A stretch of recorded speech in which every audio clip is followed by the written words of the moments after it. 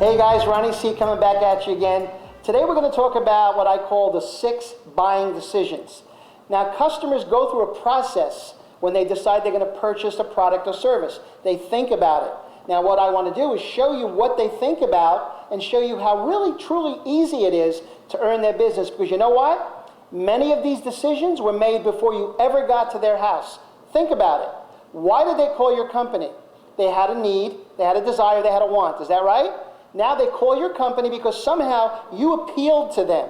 What you offered, your product, your service, appealed to them. Now they call, they make contact, you're now en route to their home. When you get there, or their business, or wherever you're going to see the customer, you are now going to realize they've made some decisions in advance. You're simply going to close the sale with about the last 2 of those decisions. So let's go through them.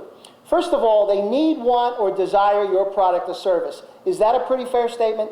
Why would they call you? They need it, they want it, they desire it, so they call you. So that's a decision. Now keep in mind, did they make that decision already? Yes, they did. That's done. Don't worry about that one. They'll buy the brand you sell, the product you sell. They will buy what you sell. If they had a problem with the type of air conditioner you sold, or the type of flooring you sold, or the type of carpeting, or roofing, or tile, whatever it may be, they wouldn't have called you. So they don't have a problem with your product. Because if someone said, hey, I'm going to buy XYZ brand, and their friend said, oh, no, you don't want to buy that brand, they wouldn't have called you. So they don't have a problem with the brand of the product or service that you sell. They have no problem with that. So now, that's 2 decisions. They're already made. Isn't that good news? 3rd decision, they will buy from you. They will buy from you. See, I believe that customers or owners of your product or service are kind of like hurricanes. They develop over time. If you become a sales meteorologist, and what you do is you create conditions. If you create the ideal conditions, they're going to buy from you because they have no problem with purchasing from your company. Your company has the reputation. They've maybe done some research with Better Business Bureau or Consumer Affairs or any one of the consumer services in any of the states that you sell in. And no one said anything derogatory. So they said, you know what? That's a good company to buy from. We'll buy from them. Now, things have to be right, but keep in mind, here's 3 decisions they have already made.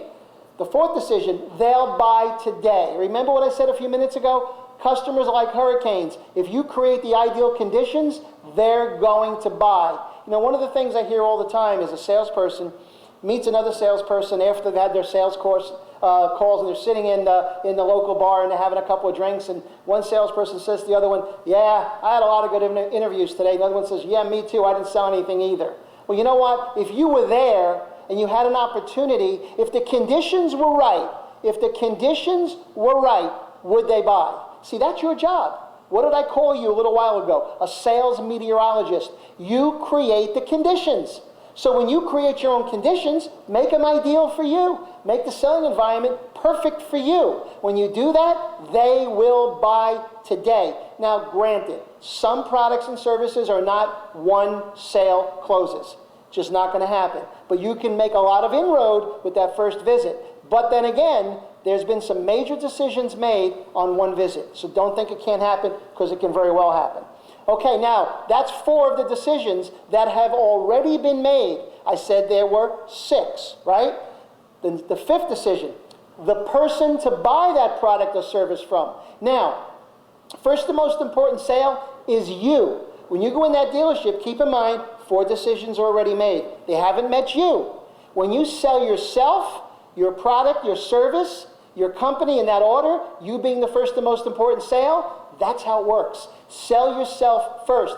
Be likable. Be memorable. Make sure when you come there and you visit with them, they're not going to forget you when you leave. Make yourself outstanding. And the last decision, reach agreement on terms, pricing, cost, whatever it may be. So the good news is 4 decisions are made, 2 decisions left to make when you get there, which is, would you buy from me? And let's reach agreement on terms or pricing.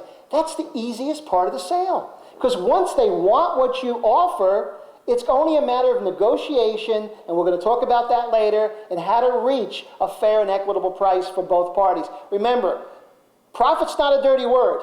You're in business to make money. You're in business to make commissions. Your boss, your owner is in business to make a profit. That's not a dirty word. They know that. They understand that. They don't expect to get anything for nothing. They expect to get a good value. And remember this, a good deal in your customer's mind is a state of mind. It's not what they pay, it's what they feel they paid. How do you make them feel about the purchase? When you walk out of there, they feel good. They feel energized. They got what they wanted. They got it at a price they're willing to pay, and they bought it from a company and a person they truly liked. Does that make sense? It makes a lot of sense to me. Now remember, when you're communicating with your customer, you're going to use both verbal and nonverbal communication tools. The words you say, how you say those words, your inflection, your body language that supports those words. Make sure that what you say is congruent with what you do, that there isn't a conflict with that, because they'll see that right away. Remember, you're on a one-to-one basis. You're sitting across the table from that customer. Also, too, I want to make one last comment on position when you're selling to your customer. I highly recommend that when you go into an office or a home setting, what you want to do is put your chair that you're going to sit in either to the left or right of the customer. I would suggest you pay attention to whether they be right-handed or left-handed. If you notice that about them. If they're right-handed, sit to their right. If they're left-handed, sit to their left. Because when they're right-handed or left-handed, they more naturally look to that direction. I'm a right-handed person. I'll look to my right much more easily than I'll look to my left.